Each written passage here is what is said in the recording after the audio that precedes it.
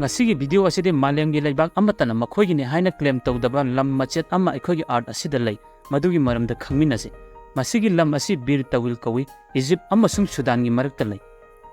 Bir Tawil asi yamna pikpa mi tadaba area amani masigi paksawa asi 2060 square kilometer ni masigi mafam asi yamna unique way maramde Egypt amasung Sudan na makhoi ni haina claim tawde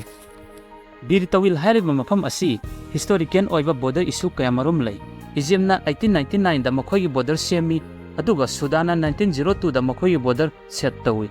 hariba laibak asina Bir Tawil gi manakta laiba lam maset amma oina pami maram asina Bir Tawil asi kanagumba laibak amatana claim tawda nang sipo layriban Bir Tawil asi design oina tawma mafam ni mafam asida national resource laite ising phangde rian infrastructure amma fo uba phangde maram asina unclaimed land oina layriban Sahi kharagi mamangda miyoi kharana makhoigi ni haina claim tawrami adubu laibak amatana makhoina claim tawribada recognize tawramde aroibada Bir Tawil hariba lam asikaktani malemda official owner laitaba lam masibu aikhoina a true no man land haina sukawi